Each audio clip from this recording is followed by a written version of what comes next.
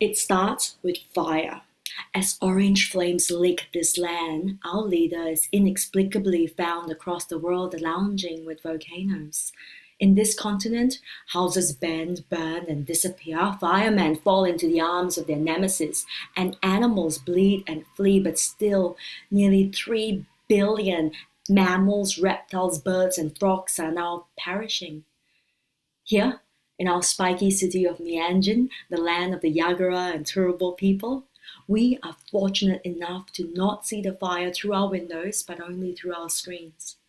Outside my window, the minor birds still sing and scold. I particularly like the scoldings, they remind me of my mother. When I look down, the brush turkey, who look like wise ancient men, are still flicking at the leaves and investigating the land. I'm glad these guys are okay. I send money to the bushfire relief. I send love. But is that enough?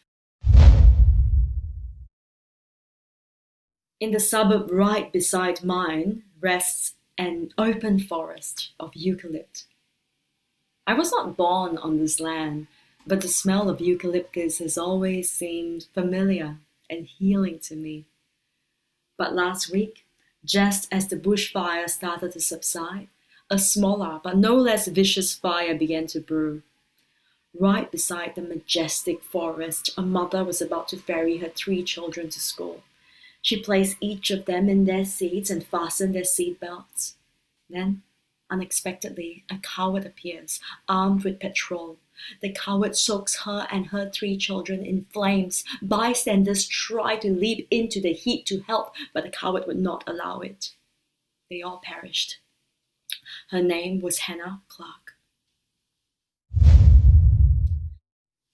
A silent virus is starting to stalk the globe. It aches to build a home in your body. It wants to live inside you, multiply, and let all its offsprings wreak havoc on your system. Here, in Mianjin, we witness the virus starting in the Far East, migrate to the place of my birth, and quickly creep towards us. The virus was born in a land where people's faces starkly resembled my own. I feel like I am painted as the virus's partner in crime. Sometimes I feel like I am the virus.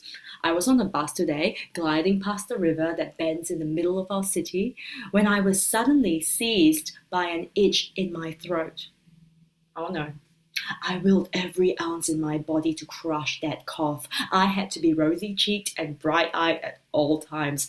I had to embody the very picture of health. I had to. While this virus prevails in Mianjin, I am flung back into my memory space. Back in the Lion City where I was born, we were visited by a distant cousin of this virus. It too tore through the community, took many lives, and struck fears in the heart of those it hasn't yet touched. We learned practices to battle against that virus. Those practices still live within me. Reflex kicks in as I tear through my apartment digging for materials and tools. I dive into my screen and find teachers who school me on how to tailor masks for my family and I. We don these masks to protect our community, but we are mysteriously scorned by many. They declare it ineffective and benign. Mianjin goes into lockdown. I've only been living in this apartment for less than a year, but I have the kindest and most generous neighbors. We start cooking for each other obsessively. I get excited by every knock on the door. A container of food would be resting on the bench, promising a culinary visit to another land. Meanwhile, my jobs start falling like dominoes. There is a quiet in April. I relish this quiet. There is nothing to rush off to do. I read, I catch up on beautiful television and film, I breathe deeper. My partner and I are doing yoga together. I'm jogging, I'm baking, I'm morphing into a different human being. But at night, my dreams are strange and haunting. A woman opens her mouth and there is a fire within. The world's oceans are collected in my apartment and I must release it. I shrink to the size of an ant. An article tells me that I am held captive by a collective strain and cannot succumb to a deeper slumber. In a brighter hour, I have often dreamt of shedding all responsibilities and frolicking with the flowers in the wind. But when all writing deadlines, stages to perform on, and dollars and cents started to collapse, a void started to taunt me. I tell those who ask that I'm fine, I'm actually loving the quiet, but something inside me is wavering, cracking, and unraveling. When I dive into my soul and start an excavation, I see it. I see myself. I am right there. I am this small, insignificant, unremarkable ant.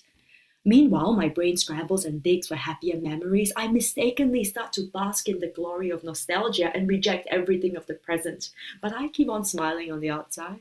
I'm always smiling. Besides, bits of writing work has just started to trickle back in. People still want to hear my voice. I dive in. Also, I just found out that our annual exhibition show that serves the most sublime strawberry ice cream. I am talking plump, fresh, sweet strawberries dancing in a decadent river of thick cream. That exhibition is to be held in August. My friends and I would catch a ferry into the city, letting the wind wreak havoc on our hair as we muse on how incredible that speeding on the river is a form of public transportation. At the exhibition, we hang out with donkeys and chicks and goats and ducks. We ride neon-lit machines that throw us into the sky.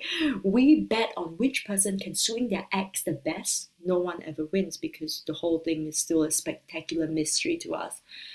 And we dive deep into strawberry ice cream after strawberry ice cream. But now it has been cancelled.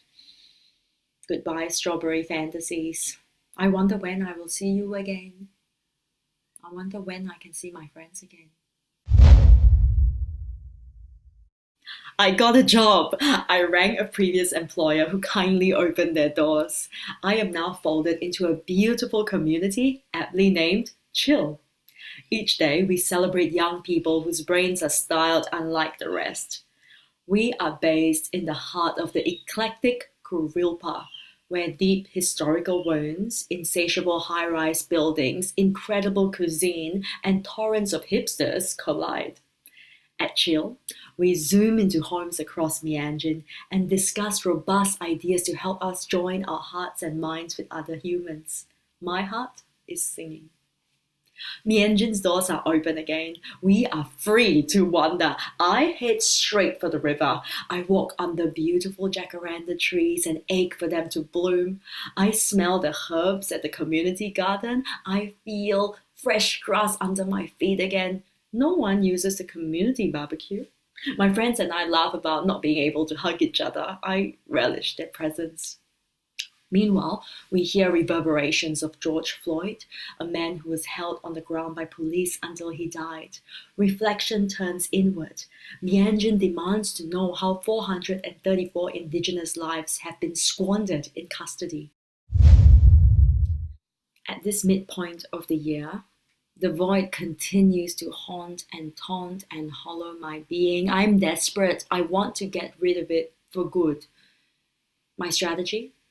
Something I have never indulged in, something I've always considered taboo, something that was for others but not for me. For the first time, I am reveling in reality TV, so much reality TV, one of which is MasterChef. I launch into my couch each night and surrender to the antics of alchemists trying to uncover the best concoction of ingredients to offer the gods. I rejoice over the sheer number of Asian participants. I lament when their offerings are not understood. I rage against the blandness of both food and personality. I try out recipes at home to hilarious effect. The show fizzles out for me by the end, but what a gorgeous distraction it was for a minute. We are all warriors. We don face masks, shield our limbs with sanitizer, and we march. 30,000 people of Mianjin showed up to affirm our respect for our Indigenous brothers and sisters. This is the biggest turnout across the nation. I know Mianjin is not the first or second place people think of when asked about our continent, but I have always been so proud of this land, our people, and our sense of solidarity. We fill not only City Hall, but spill into every street that surrounds it. I am coincidentally stationed beside my favourite bubble tea joint. I look behind me. The iconic Hungry Jack's, the classic point for anyone meeting in the city, is completely filled, and so is the street behind it. I cannot see where the crowd ends. Helicopters fly above us. We must look like a sea of ants. Now, news channels mock us protesters for not taking the virus seriously, but I beg to differ. We know exactly how serious the virus was and weighed it against the perishing of lives in our community. We know that this march is bigger than us. We had to go. And everyone united to keep the virus at bay. I have never seen so many face masks nor hand sanitizers at one place. There was not one case of community transmission that day. Did this march change anything at all? I don't know. But I desperately hope so. Even if all it did was show the sheer power of what the people believe in, I felt slightly bigger than an ant that day. Perhaps that is selfish. And here we are, August. Mianjin has just had new cases of the virus arise, which is daunting. I still teach young people with stylish brains. I write for you now. I continue to detangle my thoughts. And that void, it still follows me. Perhaps it has always been there. I only just got to see its presence. 2020 gave me better vision. Perhaps it's okay to feel small sometimes. We are colluded to continually weigh up our contributions to the world. Perhaps it's even okay to be an ant. After all, ants are incredible creatures who are brave, care for their communities, and are able to make a huge impact despite their size. Every ant is significant. Each tiny being serves a purpose. So this feeling of discomfort, that's good. We can embrace it, transform it, embolden it into action. We can strive to do more for those in need and less for ourselves. Oh my.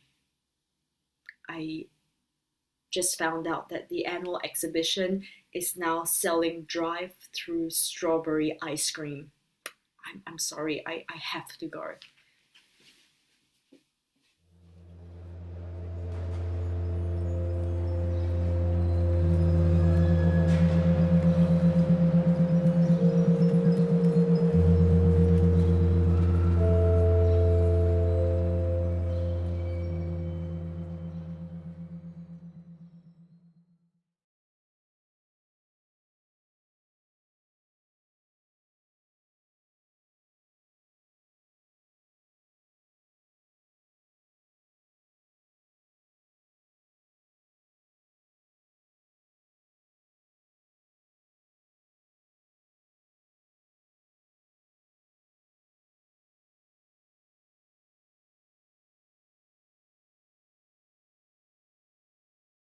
When I'm a kid, I can see nothing but water.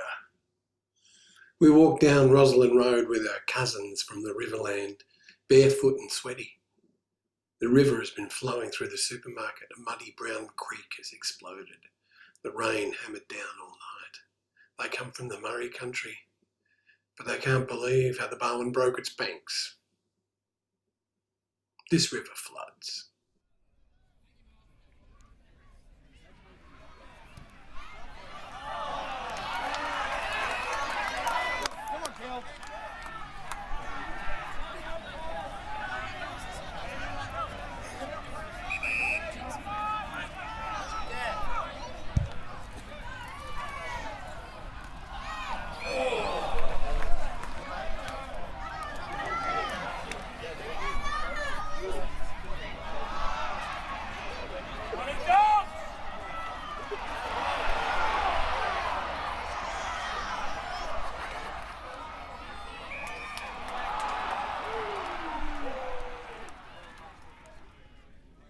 This place used to be paddocks. Now it's suburbs and refurbs and renos and new builds. Land for sale. The good life. close to the beach, walking distance to the city. The football ground is the centrepiece, next to the river, just near the railway station. When a train goes past the ground, they sound the siren. The kids think it's the end of the match. But it never is.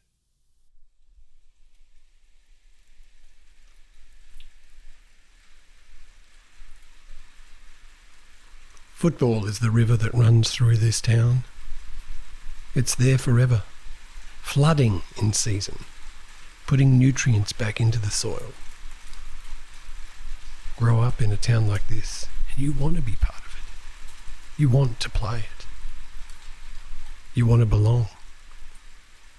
We are Geelong. Tonight, in my memory, I'm sitting at the APCO servo across the road from Gdynia Park.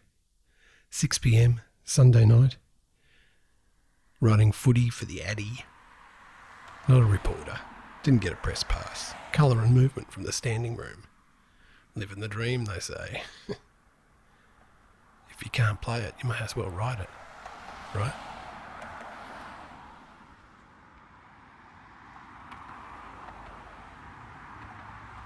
Servo post-match is a bunch of blokes behind me, one too many beers, buying fried food like their lives depend on it. What else you got in the bay, Marie? Chico roll for Choco, and what are they, dim sims? Gathering coins, shaking heads, laugh out loud. Oh, what the hell went wrong with Savo? Video hits above the coffee machine. Early 80s mullets and hot power ballads. That bloke from Whitesnake, he looks like Mickey Turner. 100 goals in a season, 2 seasons in a row. Did he ever play finals? Number 23. He owns his own pub now, that's all I know. That's the way. What a ripper. Savs in batter are selling like hotcakes. Some dribbler just called up K-Rock. He reckons it's the end of an era. Oh, for fuck's sake. Heard that before. Everyone's an expert after the fact. Sack the coach and spill the board. Play us a new one, they're not going to do that. No such thing as the end of an era for a one-club town. This club keeps this town alive. The train back to Melbourne pulls out of South Geelong station, creeping into Sunday night darkness, a long trip up the rails. That's where I know I should be living. It's where I took myself after school. Up the line, up to the Big Smoke. Came back here for family or something. I can't remember all the details, but I'm living here now and sitting in the APCO servo and everything's still flat chat. When he was 4 years old, that little fella fell in love with the West Coast Eagles. He liked the way the Eagles played and he liked the way they won. Well, that's bad luck for you, shocked little face. Who's going to take you to the games? Not me. No fear. No way. We are Geelong.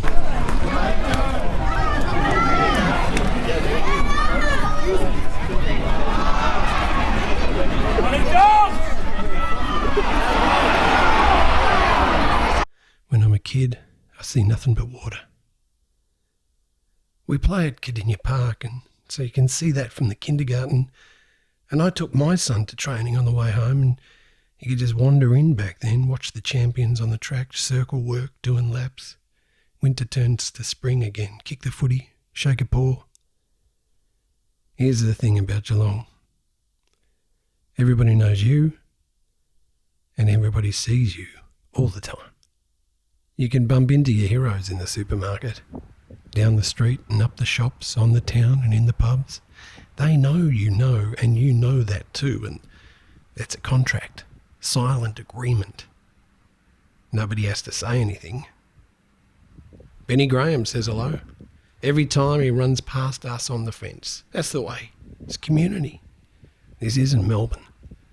This is a one-team town. You don't sack the coach because the players let him down. First time I saw Brad Ottens, he was crawling out of a white Ford Fiesta, emerging from the clown car of a stunted few years at Richmond, Mr. September. Unfolded himself. Welcome to the country, the Surf Coast. He could play footy. He made the right choice. Good for the team.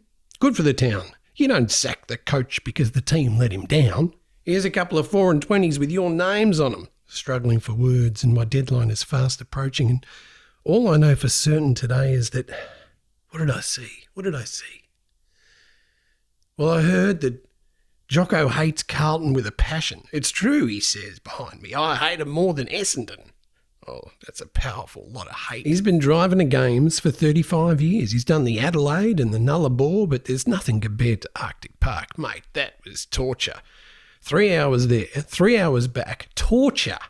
Geelong getting thumped by the Hawks by 45 points. I think I was at that game. Peter Knights played very well that day, as I recall. Car park was a mud heap. Talk about crowd control. Couldn't wait to get back down the highway to Cardinia Park. Back home. We are Geelong. Now today, Stevie J. Let me just say. 1 Norm Smith medal, 3 premierships. I don't know how many All-Australians he's got, but let me just say, Stevie J, jumping off the wall at the Lawn Hotel was the best thing he ever done for the club. You're right, you're not wrong, you're right. He always knows where the goals are. Attack the pack, win the pill, where to put his body. That's true. He played the 07 Grand Final on 1 leg. He was in the hyperbaric chamber and Max Rook was on the calves blood, and I just don't want the show to finish, they say. That was a special 5 years of really great football. It was an era. 07, 09, 11. If there's ever going to be an era, well, that was it. So is it over? Is it over? This is the question that drives this town, and the APCO servo in this town of mine. Is it over? Is this the best we can be? Have we been washed away in the flood? We do have an inferiority complex. We don't have confidence in the future. We hang around the servo, drift down to the pub. The truth is, it may not be over yet, but in my town, everyone has an opinion about what went right, what's going wrong. Today was a disaster. Second half was a clinic. Witches' hats, mate. You never know what they're going to serve up out there. Minimum chips and a few pieces of fish. Been sitting there since Adam was a boy. I just hope he can go out in a blaze of glory. They're doing everything today that they didn't do last week. It's all about pressure at the ball. If we move it more quickly, just get it down there. Why was he sitting on the pine for so long? Too little? Too late? At least he's bringing some urgency. I like the way he goes about it. I like the way he does his job. You need to kick goals to win games. You can't rely on free kicks. Play in front. Just get in front. Go straight down the guts. This team has got about as much sense of direction as a 2-wheeled shopping trolley. But you need to play 4 quarters. On what we saw this afternoon, honestly, it is hard to believe that either of these clubs are going to make finals this year. It feels like we just won a funeral. This is memberships in the microwave stuff. But mate, this is the best of times. This is the worst of times. Best of mates in the worst of weather. Don't forget about the time we... Don't forget about the day that we... The week we... You have to believe. I will never forget the Brad Otten's tackle in the 07 Grand Final. The Maddie Scarlett toe poke in 09. The first 16 seconds of perfect football, 2011. Perfect football. That can wipe away the pain of we are Geelong. As it says in the song, the greatest team of all. Yeah, this is the story. This is the story. That's what I'm going to write, okay. Yeah, when I'm a kid I can see nothing but water. APCO servo on a Sunday night, wet and rainy now, it's 7 o'clock and the river's coming up and those boys are wandering down to the Bowen Club. And I know they're going to whisper on the way to each other. I remember when all this was just paddocks.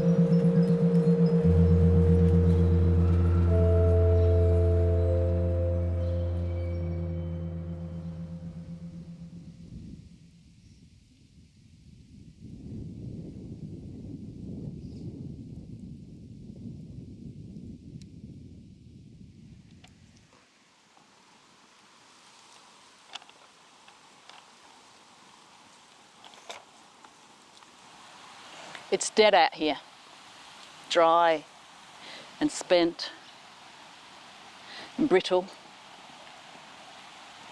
Red dust and termite mounds and dirt and bones and grit. Driest dry season on record this year. We haven't had a decent wet for 3 years. Rivers and creeks all withered and empty. Trees, skeletal, frail. Wildlife crazed with thirst and hunger. Birds of prey hover above, diving for fresh roadkill just so they can drink the coagulating blood.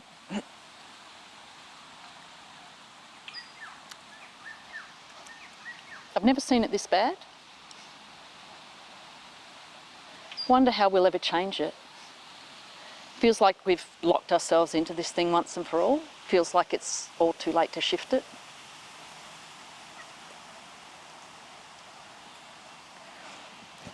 I spot that massive gum tree from ages away.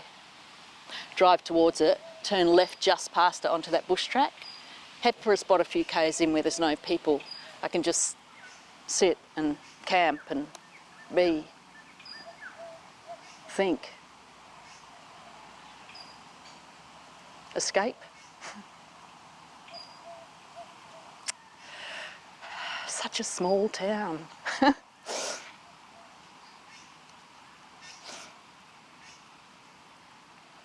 Radicals and rule breakers, renegades, missionaries and mercenaries, miscreants and misfits.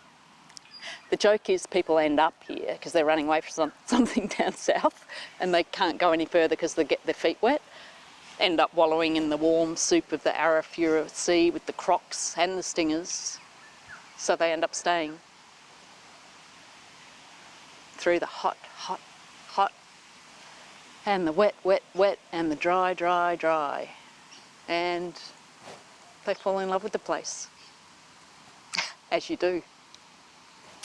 End up marrying into a community of strangers, end up becoming one big, beautiful, fucked up family.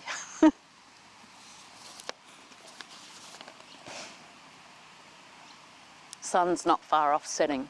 Yeah, dickhead me for setting out so late. But I've lost how to do this. How to go bush on my own, how to plan and use caution, and that's what happens when you rely on a man to do things for you. You forget how to do them for yourself. So when he ends up leaving you, you actually become inadequate for your own needs.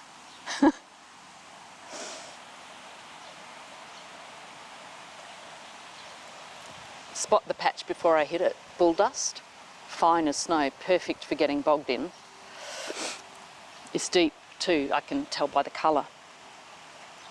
There's nowhere to turn around here, it's not wide enough. Too late to let the tyres down even, just have to go forward, nothing for it. Put her into low, hope for the best.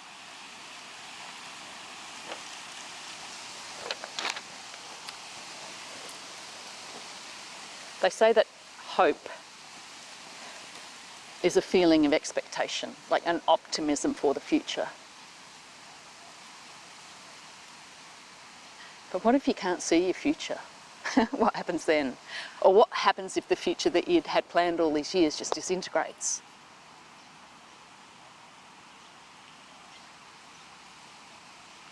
I feel the van's wheels go sluggish and slow-mo beneath me. So I've hit the bulldoze. I can't stop now. Can't stop till I'm at the end of it. I'll bog if I pause for even 1 second, and I'll be out here on my own without any hope of getting back to the road. There's no one else coming through here tonight. There's not been anyone through here for ages. You can tell by the state of the track. I should have borrowed a four-wheel drive, but that's part of it, isn't it? Asking people for things, leaning on them. I don't know, it just makes me feel helpless, like a kid.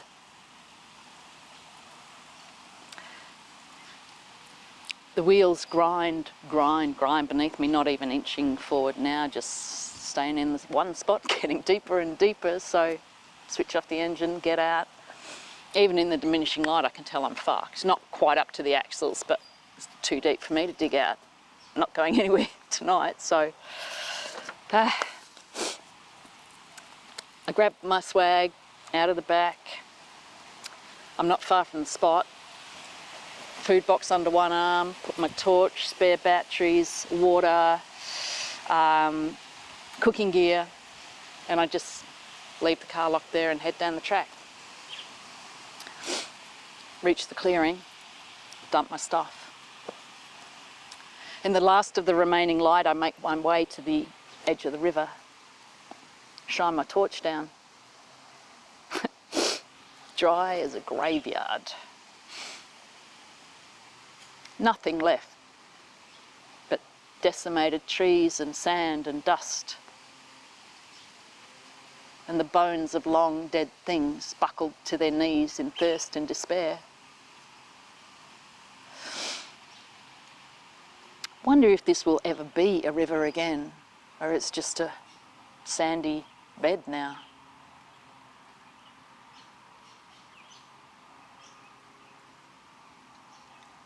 Hear a tiny sound,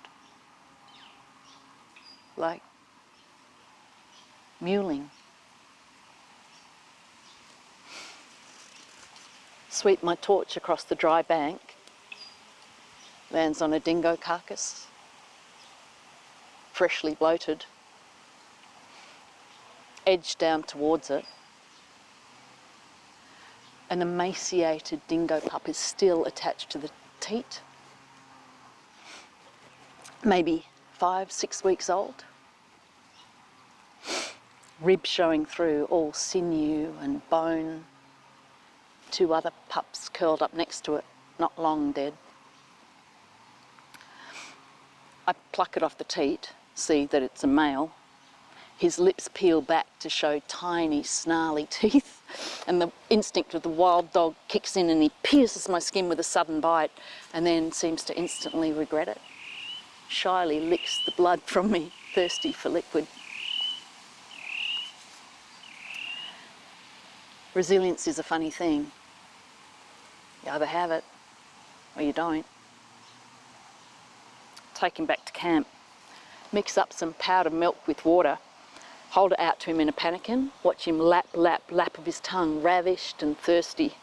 Open a tin of sardines and he wolfs them down in 1 second, so give him another. Once he's sated, I tuck him inside my shirt for comfort.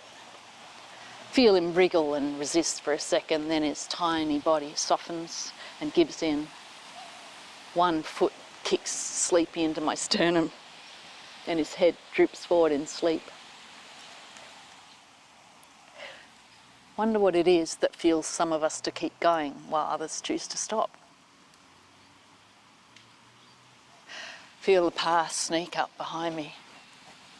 Push it away again. Roll out my swag, lie down, look up at the stars.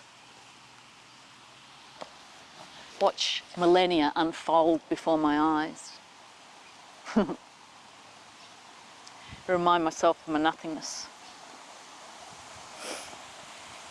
A stench wakes me at first light. The pup's pooed all over my swag. I clean up what I can, mix him up some warm milk with water. Watch him lap and lap and lap until his little belly swells, sated. Roll him over onto his back and tickle his tummy. He wriggles his whole body in abandon, stretching out legs and paws, biting at the air with his needled teeth. I offer him one of my socks and we play tug of war until he wears himself out. I gather my things to shove in the van and start the long trek back to the highway. Hopefully I can hail someone down, someone with a sensible car, a four-wheel drive with a winch, someone with the will and the time to tow us out of here.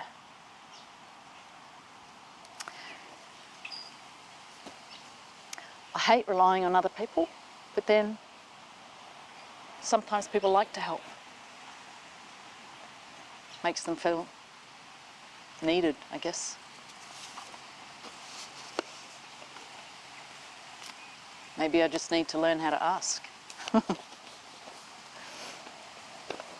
The pup trots alongside me for a bit, but he gets tired quick.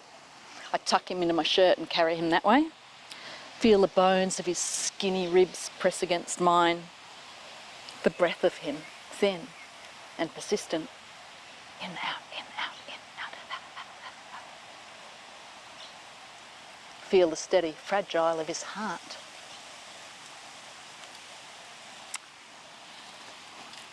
I'll get him to a proper wildlife carer back in town. Someone who knows how to care for him and bring him up properly, release him back into the wild one day.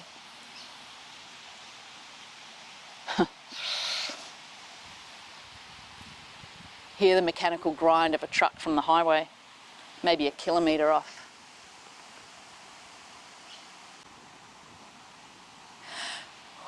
Feel sinking in my guts at the thought of going back.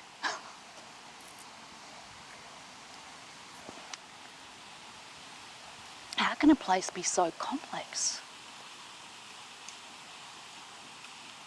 Nature and development, hope and disillusionment, freedom and confinement, opportunity and impediment, all woven together in one long, sweaty conundrum.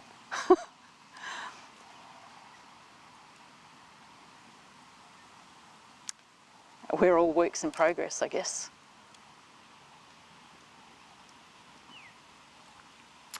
I set the pup down for a break, watch him lap up the last of our water.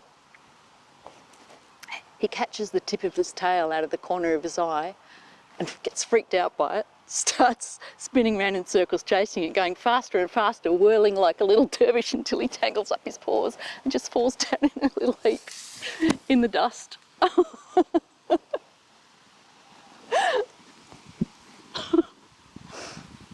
Oh.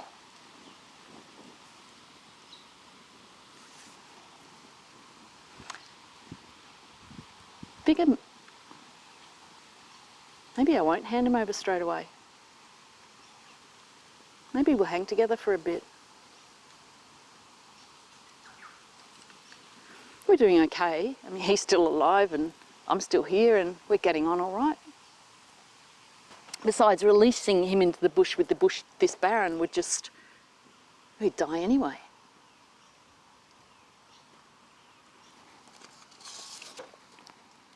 Yeah.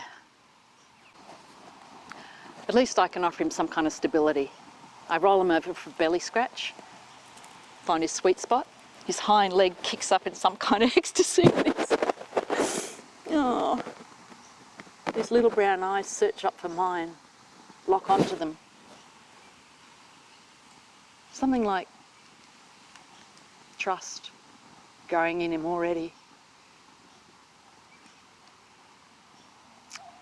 I pick him up, tuck him back in my shirt, point us towards the highway, and we walk.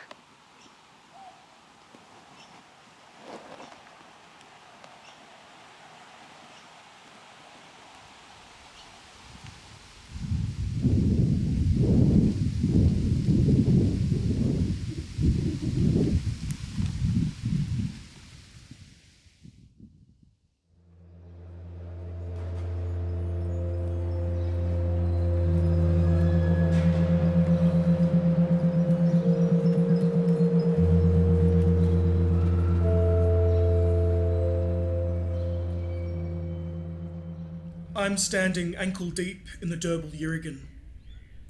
The Julba air feels just as cold as the river. Toes are frozen. My heart is burning. Around me I see gum trees and introduced trees, skyscrapers and freeways. I look up and the sky looks like it could go on forever. There isn't a building tall enough in its way. Here the ocean meets the river, meets the bush, meets the wheat fields, meets the desert. In my right hand, a handful of sand. I throw it into the water, letting the ancestors know who I am and why I'm here. I'm a visitor on this country. Wajak Buja, Birlu, Perth. Looking out, I imagine the Nyiding and the Wargle rising up out of Katagarup, travelling through, shaping the land and creating the waterways. I think of what this all would have looked like, what it would have felt like standing here for our old people. Then I see them. Huge white sails coming towards me, something unfamiliar. There are stories of our people believing it was their ancestors who had passed on returning. Skin bleached white from the ocean. Warnings are sent up the river. They hid. Some welcomed them. For them, it was family. Black families fight, but nothing like what they started back then, and we are still fighting now. The fight to exist just never ends. Sadness starts to ripple around my ankles and through me entirely. I remember the two young men who lost their lives in this river only a couple of years back, chased to their deaths by the police. I think about all of our young people taken too soon and how the government refuses to raise the age. I think about the prisons and the youth justice centres full to the brim with black lives. Not too far from where the river meets the ocean, there is an island, where the spirits of our people who have passed go to rest. Thousands of men and boys are taken in chains and forced to build their own prison. They are beaten, shot, and hung in front of one another. But there wasn't slavery in this country. Right, Prime Minister? It was just a pretty brutal place.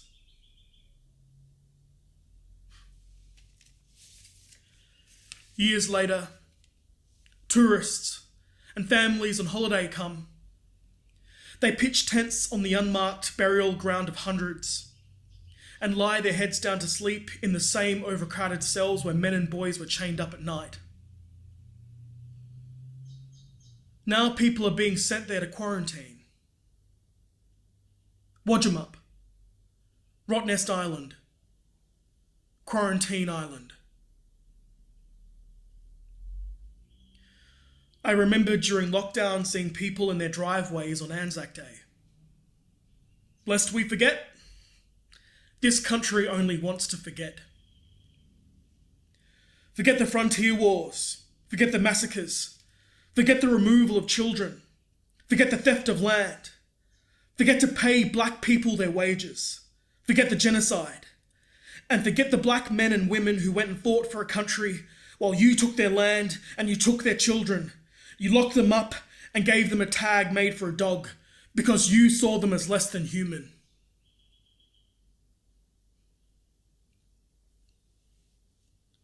The supermarket shelves are bare. I walk down the aisle to where the flour used to be. The whole country is on rations. But these rations aren't laced with strychnine. There isn't mass poisonings in the drinking water.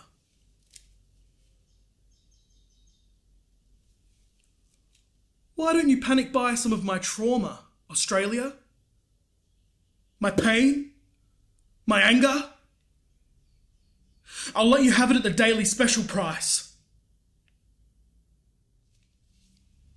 I'm staring at the screen. This is Zoom meeting number... I don't even know how many of these I've done now. I don't even know what day of the week it is anymore.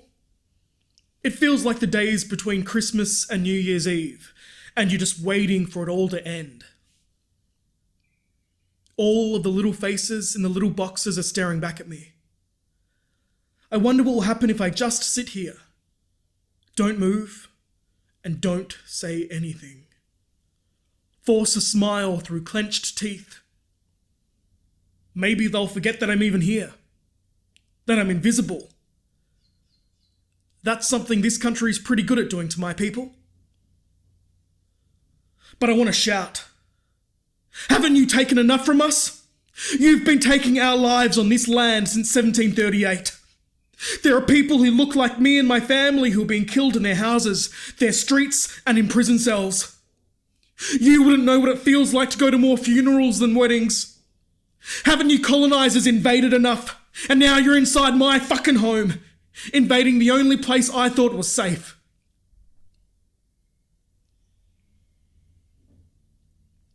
I say nothing. Because I don't want to lose my job. But I'm angry. I'm sad. They've been playing the video of George Floyd on the news over and over. And newfound allies are reposting it over and over and over.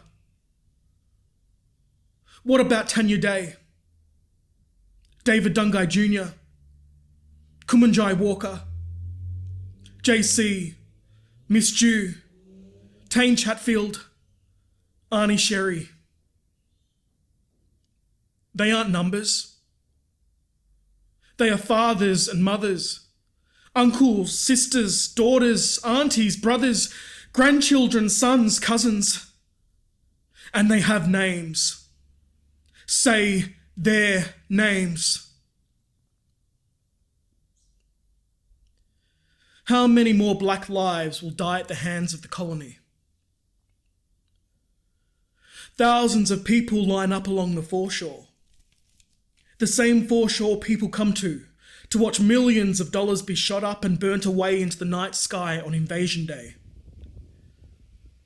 The same foreshore where White City once stood, an amusement park for whites only, where A.O. Neville decided he'd make it illegal for any black person to be without a job and a permit, where you could be arrested for being out past 6 p.m. I walk towards the rally, and all I see is police cars, police paddy wagons, police on horses, police on bikes. If this day was 60 years ago, I wouldn't be so lucky. I'm right in the prohibited area. Today, no Union Jacks, no racists, no native pass. It's pouring with rain. It's as if the ancestors know we are mourning. For hours, speeches and songs ring out through the city. More rain. Families share memories and stories of loved ones they've lost in custody. Standing next to me is my dad. It's his first time at a rally. And right now, he is one of the most vulnerable people in this country. A black man over 50 in a global pandemic. I don't realise how scared I am of him getting sick until I've asked him if he's okay about a dozen times, and the last time he turns and says, "We have to stay. It's important, son."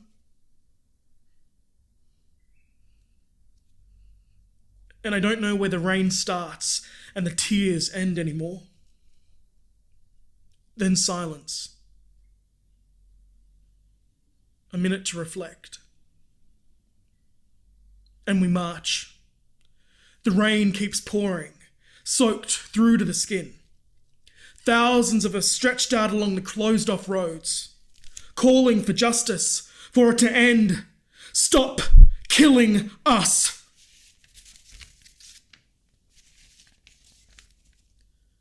Three more lives are taken. And I don't hear about them on the news. The newfound allies aren't reposting. Black lives don't matter anymore. Again. But I can't stop thinking about them. All of them. More than 441 lives taken from us. I'm completely absorbed by everything that I'm seeing and hearing. It could be me, my brothers, my dad, my cousins. Enough is enough. It's all too much. I want it to end now. Not Christmas and New Year's Eve. But this life in this colony. Put me down as another one of your statistics, Australia. Another black man, another abo, boong, nigger, coon, half-caste, another blackie who just gave up. The colony has done its job.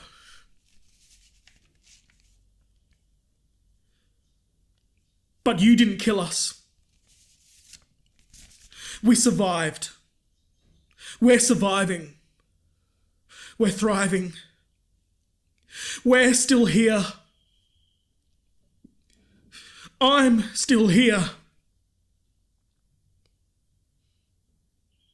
Leave meeting. Last night I had a dream. In the dream I could hear chanting, a rumble of sound coming through the city, coming towards the tents, eskies, flag capes and temporary tattoos along the foreshore. And then, I'm in the middle of that rumble of sound. Thousands of us painted up, carrying spears, boomerangs and waddy sticks. We're on our way to fight the new frontier. We reach the foreshore.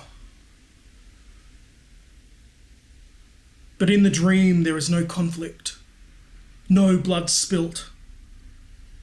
Instead, they pack up their tents and leave. For good. And then I wake up.